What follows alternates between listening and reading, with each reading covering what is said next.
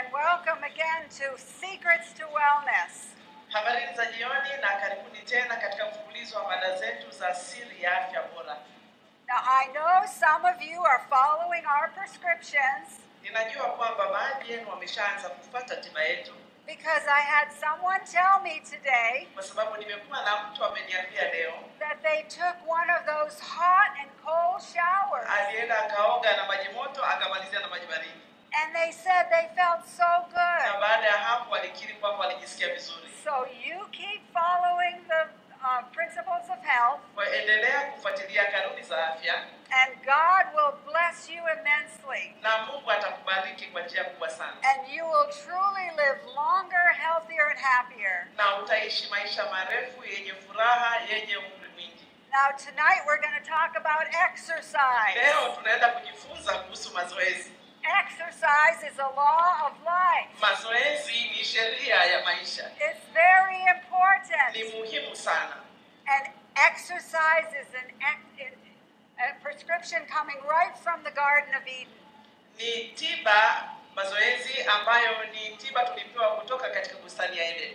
Right from the beginning, God gave us exercise. Kuanzia mwanzo kabisa wa uumbaji Mungu alitupatia mazoezi. He said in Genesis 2:15, Alisema katika Mwanzo 2:15, the Lord took the man and he put him in the garden Mungu akamtoa huyo mwanaume akamweka katika bustani ya Eden. to work it and take care of it. Ailime na kuitunza.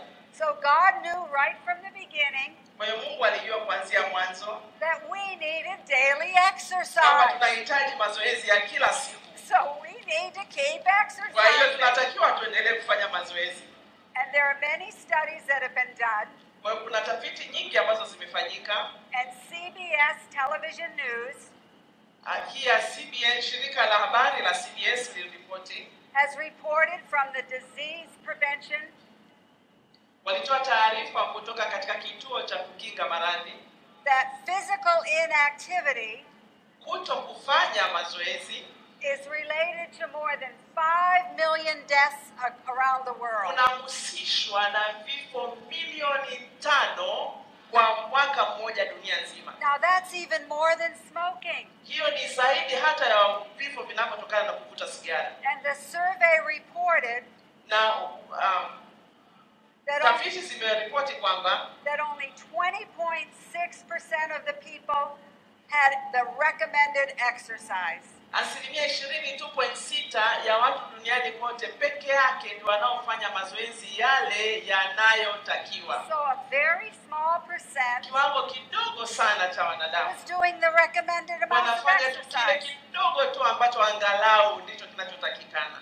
And their Centers for Disease Control Na hiki kituo cha kukinga maradhi only recommended 2.4 hours a week.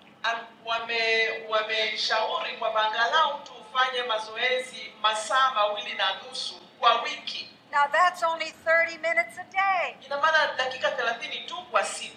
And there were some people around the world that weren't even getting that. Na kuna watu wengi tu duniani sasa hivi ambao hata hizo dakika 30 kwa siku hawafanyi.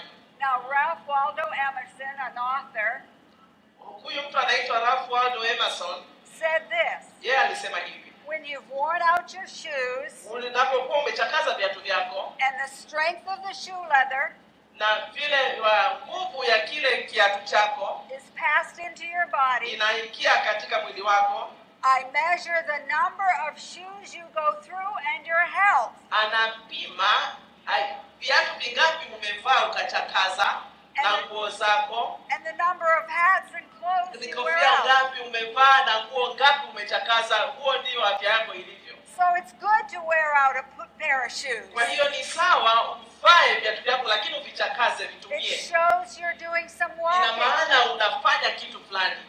And there are hazards of inactivity. Kuna madhara ya kuto kufanya mazoezi. One of those hazards Mojawapo ya hizo madhara is heart disease. ni magonjwa ya moyo. And heart disease is on the rise around the world. Na magonjwa ya moyo yanaongezeka kila siku duniani. And another one is cancer. Madhara mengine ni saratani. Now, cancer is only about 3% in Africa right now. Saratani katika Afrika inaongoza kwa kuua tu, inakuja nyuma mara ya 3. And one of the reasons that cancer is a little lower in Africa Sababu tu mojawapo inayosababisha kwamba saratani iko nyuma tu kidogo hapa katika is Afrika because many of you ni kwa sababu exercise. watu wengi wanafanya mazoezi. So you are exercising. Kwa hiyo mnafanya mazoezi. And also a hazard of inactivity Madhara mengine ya kutokufanya mazoezi is osteoporosis. ni ule kulainika kwa mifupa. And osteoporosis is down in Africa. Na kulainika kwa mifupa hapa Afrika tayari kuko chini. Because the women carry those big Kwa heavy sababu wanawake baskets. wanabeba hayo mizigo makubwa kichwani kwao. So that is good. Kwa hiyo hilo ni jambo zuri. So I want to praise you. Kwa hiyo ninataka kuwasifia. That's good. Ni kitu kizuri, bebeni tu hiyo mizigo. Another hazard of inactivity Na madhara mengine ya kutokufanya mazoezi is anxiety and depression. wasiwasi na sonona. And another one is diabetes. Na ingine sasa ni ugonjwa wa kisukari. Now, diabetes is on the rise around the world. Ugonjwa wa kisukari unaongezeka sana duniani. So we need to keep it down in Tunatakiwa Africa. tukikatae tukishushe chini. And inactivity, the heart attack rate goes up. Kwa usipofanya mazoezi, mshtuko wa moyo unaongezeka. And actually the chronic diseases go up. Magonjwa sugu yanaongezeka. So we need to keep them down. Tunatakiwa kuyakataa hayo yote. So if you want to feel better Kwa hiyo ukitaka kusikia and be vizuri more energetic na uwe na nguvu vizuri and reduce your risk of chronic diseases na uweze kupunguza uwezekano wa wewe kupata magonjwa sugu, and live longer and happier, unataka kuishi maisha marefu na yenye you furaha, need to develop a regular exercise unatakiwa program. ufanye mpango wa kuwa nafanya mazoezi. So we need to keep exercising. Tunatakiwa tuendelee kufanya mazoezi. Now let's look at the many benefits of Hebu exercise. tuangalie faida nyingi ya kufanya mazoezi. Exercise has many benefits. Mazoezi yana faida nyingi sana. Exercise helps weight control. Inasaidia kudhibiti uzito. A lack of inactivity is the major cause of obesity. Usipojishughulisha inachangia sana, ni sababu mojawapo kubwa ya kupata uzito uliozidia au fetma. And there's an obesity problem around the world. Kuna shida kubwa ya fetma katika dunia ya leo. In many countries it's over 56%. Katika nchi nyingi ni zaidi ya 56% ya watu wako na uzito uliozidia. That are either overweight or obese. Wameongezeka uzito au wana uzito uliozidia fetma. But again, I want to encourage the Africans everywhere. Lakini ninataka kuatia moyo Afrika kila mahali. Because your rate of obesity is about half of what it is in my country. Kiwango chetu sisi cha fetma katika nchi za Kiafrika kiko karibia nusu kuliko vile ambavyo iko katika nchi yake. In the United States of America, Huko Amerika, the obesity rate is 66.2%. kiwango hicho cha idadi ya watu wenye fetma ni 66%. That means about 2/3 of the country is overweight or obese. Ina maana kati ya 2 ya 3 ya wanadamu wote huko aidha wameongezeka uzito au wako na fetma. But it's only 38% in Tanzania Kwa hapa Tanzania ni 38% tu. and 35% in Kenya Na 35% Kenya. and even lower in the rural areas. Na huko vijijini iko chini zaidi. Those people in the city have a higher rate, Watu wa mjini wana kiwango kikubwa, but in the rural areas it's down to about 20% or lower. lakini vijijini huko 20% tu ndio wana matatizo ya uzito kidogo na fetma. So that's very good, my Na African hiyo friends. inatia moyo marafiki zangu. That's wonderful. Hiyo ni kitu kizuri We need sana. to keep it that way. Tuendelee kuishusha chini. But science fears something unusual. Wanasayansi wanahofu kitu fulani ambacho sio cha kawaida. That there is an obesity problem that is growing in Tanzania. Tatizo la fetma, uzito uliozidia, linaongezeka sana Tanzania. And that in just a few years it could double. miaka michache inayokuja litakuwa mara 2. So you just keep walking. Tembeeni jamani, tembeeni tu. And ladies, wear that Na tuendelee kubeba mizigo. basket on your head, Weka mzigo kichwani. and you will do very well. Na hivyo tu tayari tutakuwa tunafanya vizuri kukataa hayo magonjwa. And because many Africans exercise regularly, Na kwa sababu Waafrika wengi wanafanya mazoezi mara kwa mara, their disease rate of heart disease is down. kiwango chao cha magonjwa ya moyo kiko chini. Their obesity rate is down. Kiwango cha fetma kiko chini. But they fear it could go up. Lakini hofu ni kwamba hicho kinaweza kaongezeka. But one of the reasons it keeps down and lowers Sababu mojawapo ya kwa nini inashuka chini is because the women who are carrying all these big loads on their head. kwa sababu wanawake wanabeba mizigo kichwani.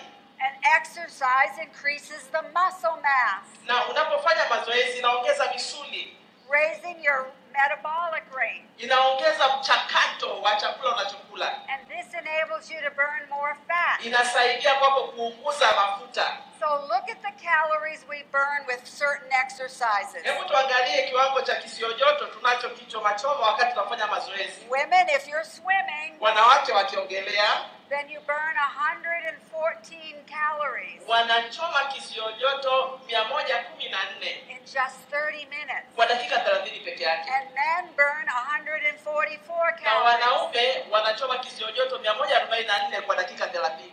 Now women, if you're out there gardening, Na wanawake mkiwepo shambani kama mnalima, you burn 126 calories in 30 minutes. kisiojoto kinachochomwa ni 126 kwa dakika 30. And men 150. Na wanaume 150. And women, if you're walking, Na mkitembea kwa nguvu na kwa haraka, you burn 165 calories. wanawake wanachoma 165 kwa dakika 30. And men 195. Wanaume wanachoma 195 kwa dakika 30. And I've seen the Africans biking. Nimeona Waafrika wakiendesha baskeli. And women, you burn 177 Kwa wanawake calories. wakiendesha baskeli wanachoma kisiojoto 177. And you men burn 213 Na calories wanaume wanachoma 213 in just 30 minutes. kwa dakika 30 peke yake.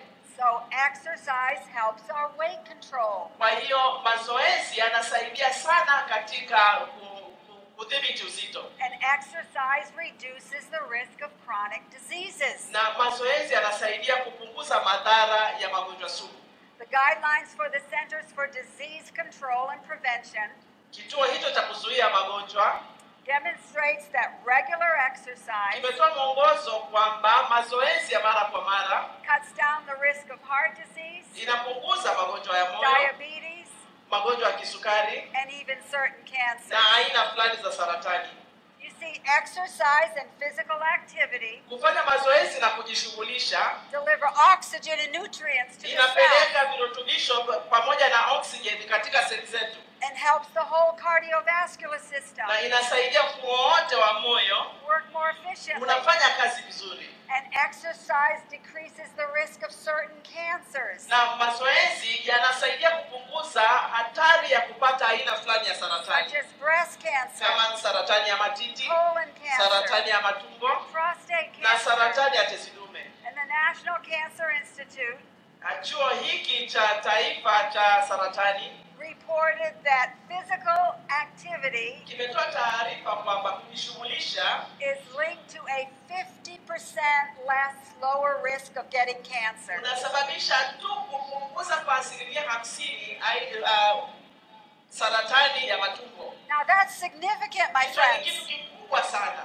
You can lower your risk of cancer by 50% Unaweza ukapunguza hatari ya wewe kupata saratani kwa 50% by getting adequate kwa exercise. kufanya tu mazoezi ya kutosha.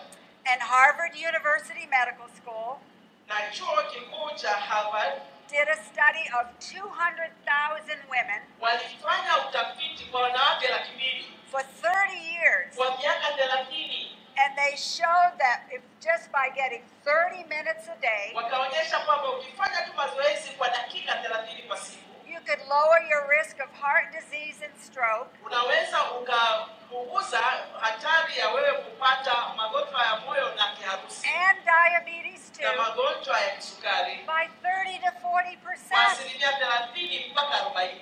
And you could lower the risk of breast cancer Na unaweza ukapunguza hatari ya wewe kupata saratani ya by matiti 20 to 30%. kwa asilimia 20 mpaka 30. This is significant, my friends. Hii ni kitu kikubwa mno. God's remedy is exercise. Mpango wa Mungu kwetu ni kufanya So mazoezi. keep exercising. Tunatakiwa kufanya mazoezi.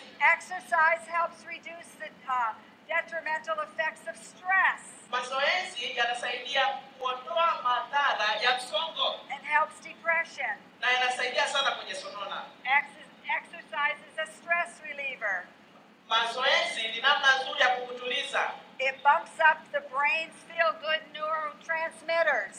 Kuna kemikali kwenye kichwa chako ambacho inatoa kichocheo kizuri cha wewe kujisikia vizuri. Called endorphins. Inaitwa endorphin. Exercise pumps up these endorphins. Mazoezi yanapandisha hiyo hormone nzuri, kichocheo cha wewe kufanya ujisikie vizuri. And being active can boost those feel-good Na endorphins. unapojishughulisha kinaongeza pia hicho kichocheo cha wewe kujisikia vizuri. And actually distract you from your worries. Na inakutoa kabisa kwenye mambo ya kuwa na hofu.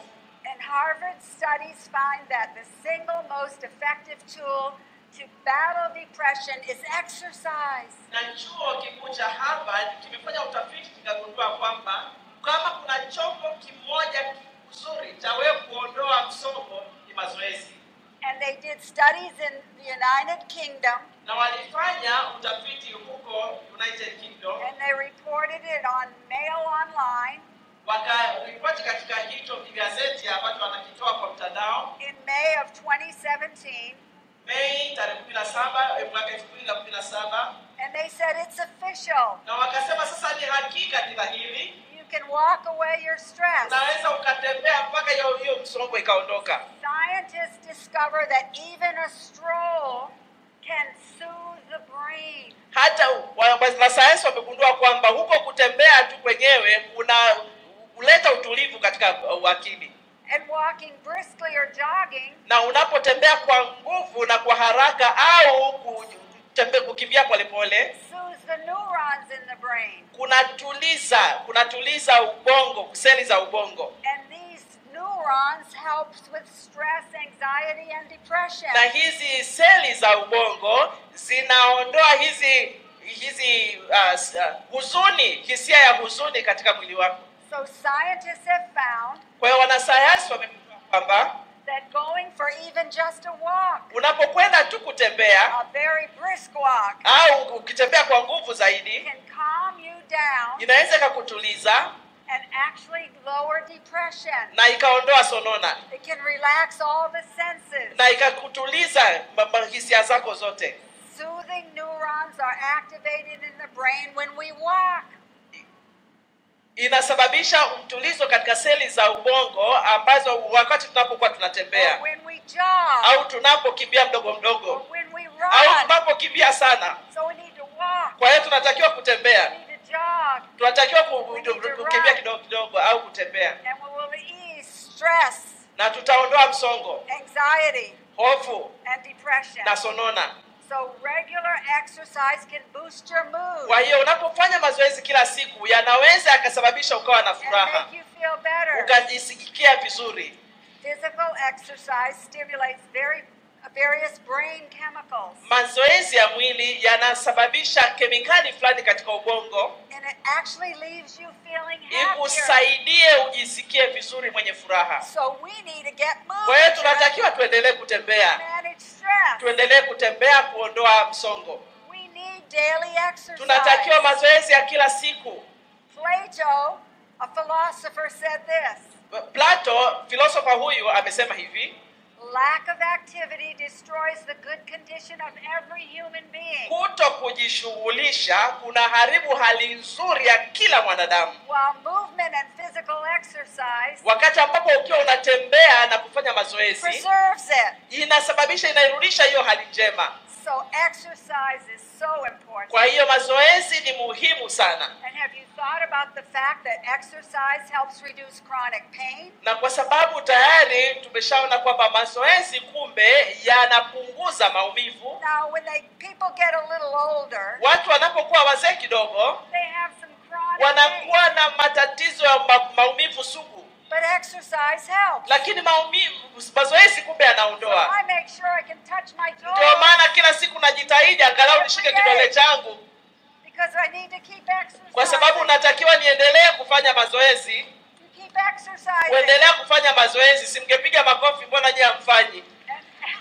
And exercise releases those endorphins. Haya mazoezi yanaleta hii endorphin, which are morphine-like molecules. Ni chembe fulani hivi ambazo si kemikali hizi Produced by the body. ambazo zinatengenezwa ndani ya mwili, Reducing chronic pain. ambazo zinatoa maumivu sugu. And exercise helps boost your energy. Kwa hiyo mazoezi yanasaidia kuleta nguvu na nguvu mwilini. You have to go till you're old, in fact, to exercise. Kwa unatakiwa uende ukafanye haya We mazoezi. never stop exercising. Wala usiache mazoezi. So here's your prescription. Kwa hiyo sasa hii chukua tiba yako hii. You walk at least 30 to 60 minutes a day. Tembea angalau dakika 30 mpaka 60. And you walk in the sunshine. Alafu tembea ukiwa pale kwa na mwanga wa jua. With your head erect. Kichwa juu. And your shoulders mabega nyuma. Haya twende. Hiyo twende. Hiyo namna hiyo twende. Every day. Namna hiyo twende kila siku. And you will be healthier. Na utajishangaa unapopata afya njema. And live longer. Na utaishi maisha marefu. Now this is God's plan for us to live to a healthy Hii ni 100. mpango thabiti kwako ya kuishi maisha marefu kwa muda mrefu. And you know what I discovered? Na unajua nini nilichogundua? I discovered that even the Africans Nimegundua kwamba kumbe hata na Waafrika are jumping rope. Wanaruka kamba. Like I did when I was a child. Kama vile nilivyokuwa nafanya nikiwa niko na mimi mtoto. I think we better jump some rope. Na mimi nafikiri turuke kidogo hapa. Let's jump some rope. Okay, turuke kidogo. Okay. Hapo utaruka mwenyewe. Na mimi ni huyo. Oh. Hiyo, twende. Hiyo. Jump. Aha. Yes. Nimerushwa kweli. Jump some rope. Unaruka kamba. But my friends, lakini marafiki zangu, I better learn how to do it the ni lazima opposite way. nijifunze namna ya kubeba hivi vitu. How do you do this? Hivi unafanyaje hivi? You have to stay straight. Ni lazima ukae ukiwa umenyooka. I've never done this before. Sijawahi kufanya hivi kabla. This is the first time. Alafu mzigo unakaa juu namna hii mara yake ya kwanza. Okay, try while you are holding and then try without holding. Jaribu ukiwa umeshikilia kidogo, walk slowly. Namna hiyo, mpe makofi ya nguvu. Kama mwanamke wa Kiafrika, hiyo. Hivyo. Like hiyo, namna hiyo. Exercise. Namna hiyo.